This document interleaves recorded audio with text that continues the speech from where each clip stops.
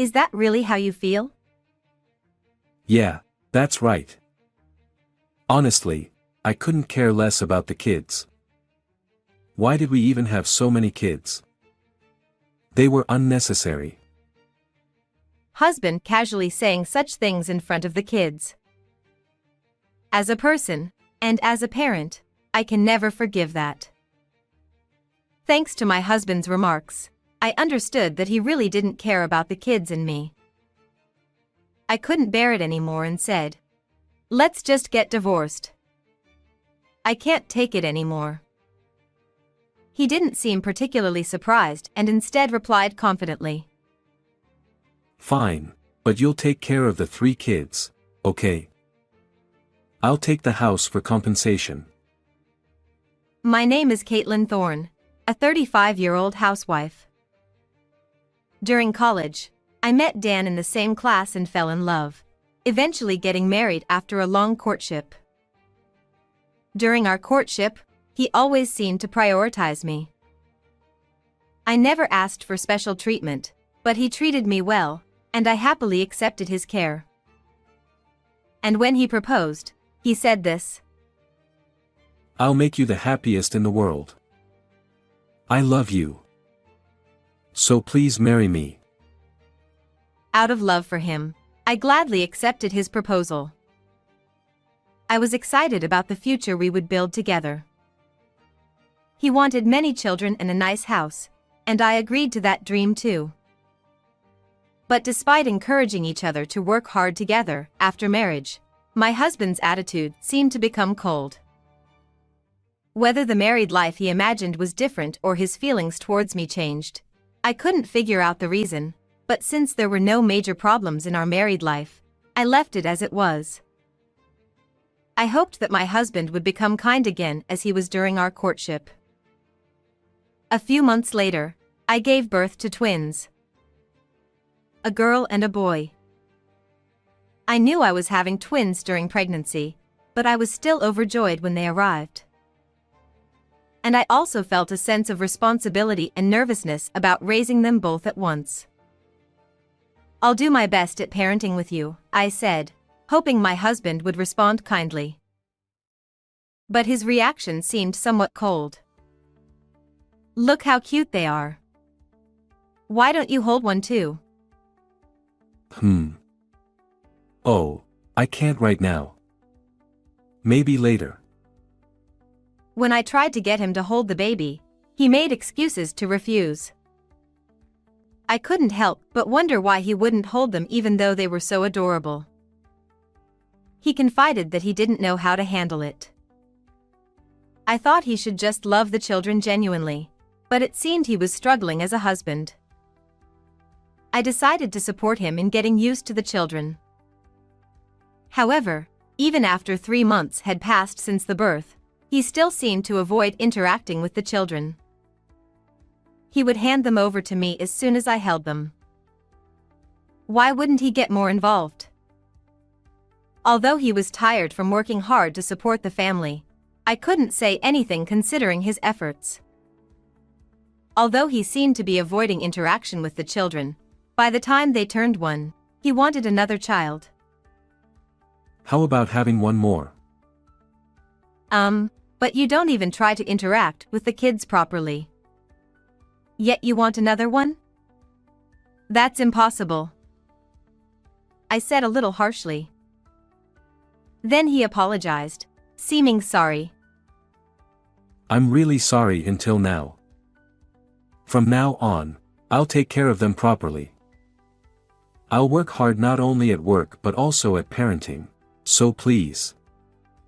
Remember what I said when we got married? I wanted lots of children. I like the atmosphere of having everyone together. He said that and pleaded with me multiple times. Eventually, I gave in and agreed to have another child. But I also warned him. If you put it that way, there's no choice, but when children are born, it's important to responsibly raise their lives, right? I understand, of course. If you understand, then that's fine. Seeing his attitude, I decided to have the child. And smoothly, I became pregnant and had a third child. When I told my husband that I was pregnant, he was very happy. What? Really? I'm so happy it happened so quickly. Thank you. I'll work even harder. Seeing him say that with shining eyes, I felt relieved. And then, a few months later, I safely gave birth to a baby. A cute baby boy was born. But my husband didn't keep his promise and betrayed me. Since the birth of the third child, I tried to get my husband to help with childcare. That was the agreement. However, even when I asked him various things, he refused to help, saying he had never done it before or that it was something a mother should do. Although before the children were born, he said he would do housework and childcare. Hey, can't you at least play with one of the older kids? I can't handle all three of them by myself. Huh? I don't know about that. I'm busy with work. Who do you think is putting food on the table? Do you know how hard I'm working to support the family? Besides, you're a housewife, so you should be able to take care of 3 kids, right? My husband said that and took on a harsh attitude. But, you said you'd also do parenting. Shut up. I have an important business dinner now, and after that, I'm going golfing. I don't know when I'll be back, and I don't want to get tired playing with the kids. That's how my husband yelled at me. By this time, the older children could speak and assert their own wills.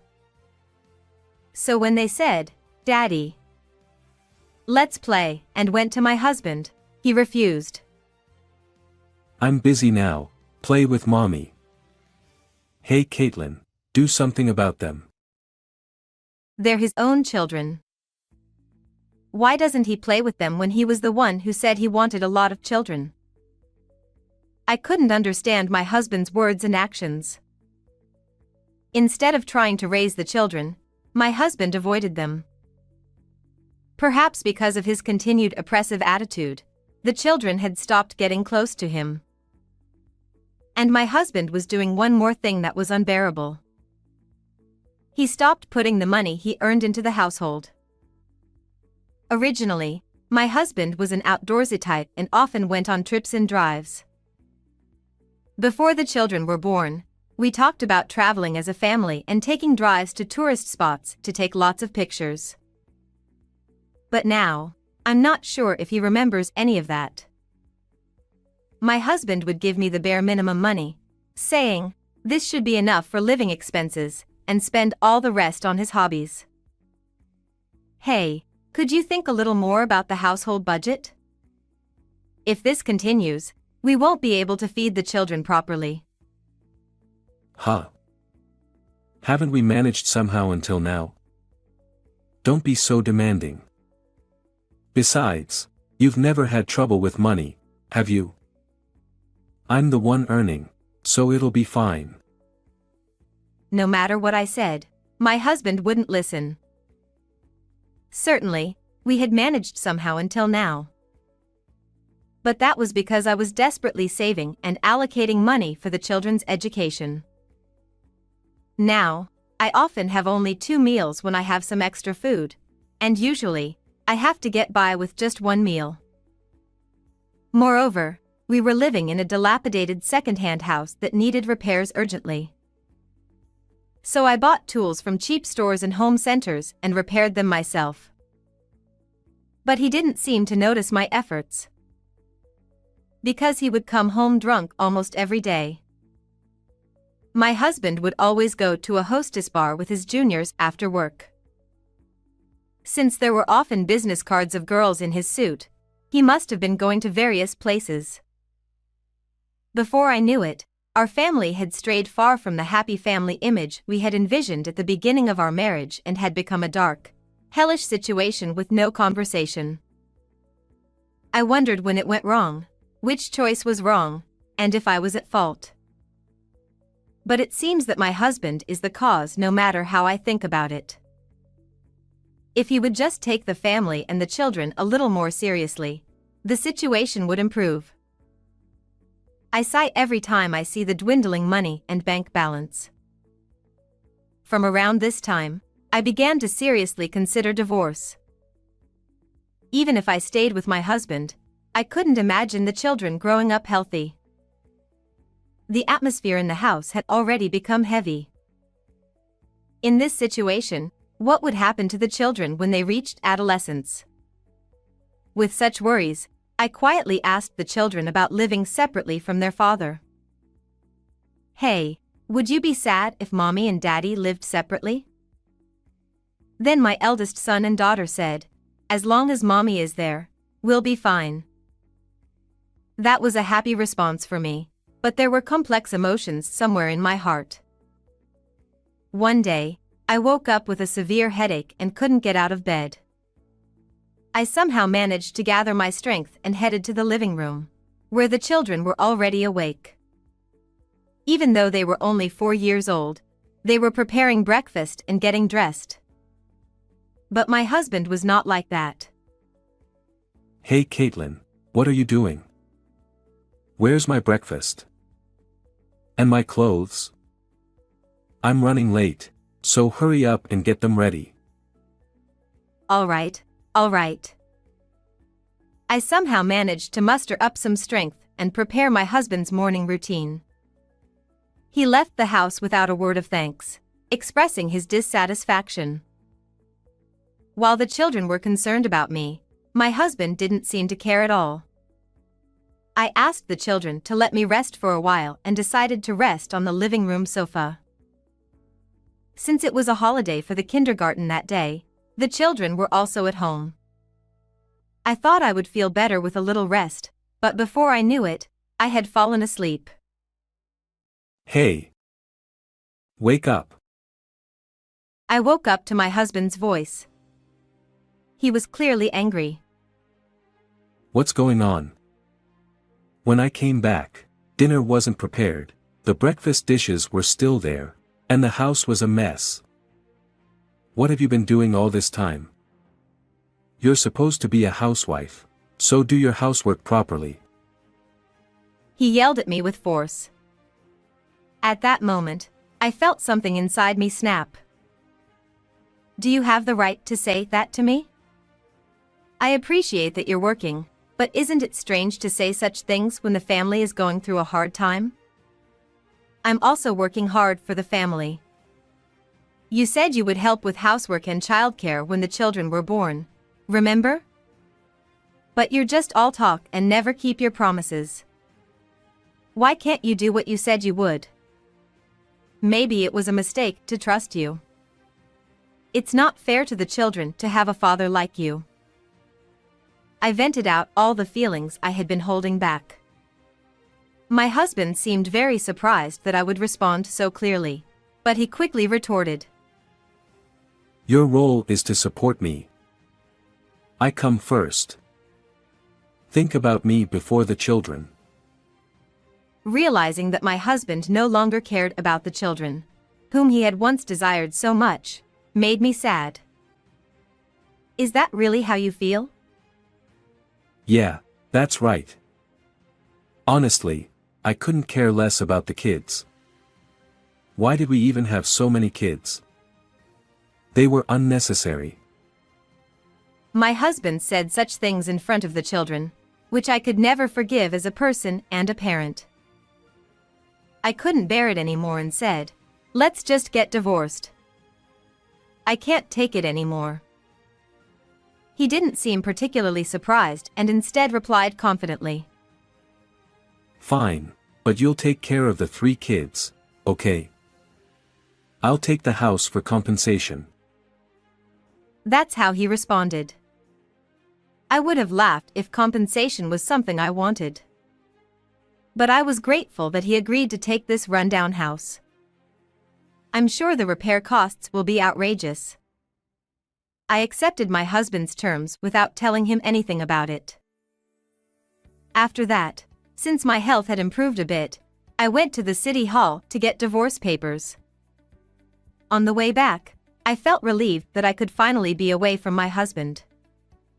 But at the same time, I remembered the past. My husband had said he wanted to build a happy family at the beginning of our marriage. I found myself crying. How did it come to this? No, why did I fall for such a man?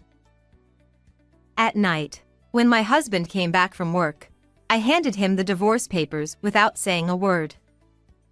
He signed them without any hesitation. So we divorced, but I wasn't worried at all.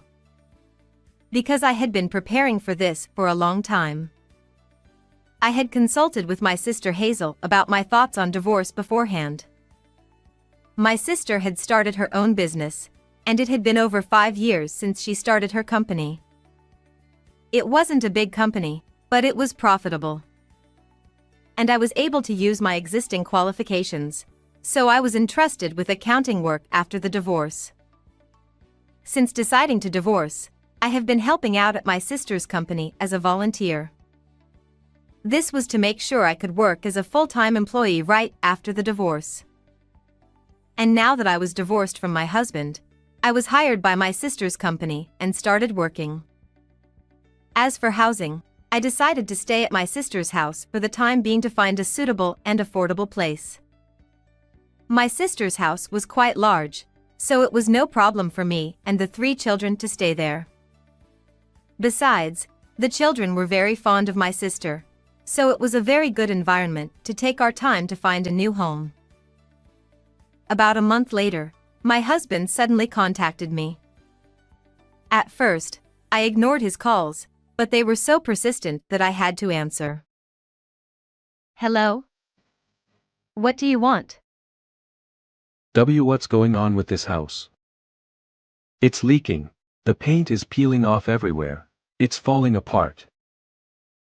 Well, considering we bought a pretty old second-hand house, wasn't that to be expected? But it was in decent condition before. Why is it suddenly falling apart like this? You may not have noticed, but I was regularly cleaning the interior. But for the exterior, we need to hire a contractor. I even talked to you about it, but you dismissed it as a waste of money, remember? It's all your responsibility. That's. How much will it cost to fix all of this? I don't know. Well, buying a new house might be a better option in terms of cost. But can you afford it? After all, you have to pay child support for 3 kids. It might be tough for you to afford a new house. He didn't have anything else to say, and I hung up the phone. Then I blocked his number. After that, I heard that my husband tried to give up the house for free and move back to his parents' house. But he had already told my parents-in-law everything about this situation. Since my parents-in-law were on my side, they apparently turned him away. In the end, my husband ended up living in a cheap rental apartment, spending most of his salary on child support and leading a life where he couldn't afford to go drinking or to hostess bars, feeling the pain every day. On the other hand, I worked hard at my sister's company and supported my children. I was able to move to a reasonably priced and comfortable apartment, and I worked hard as a single mother. My children are my precious treasures, and just seeing their smiles gives me the strength to keep going no matter what. Today too, I put all my energy into working hard to feed my children delicious meals. How did you like this story? Don't forget to subscribe to the channel. See you in the next video.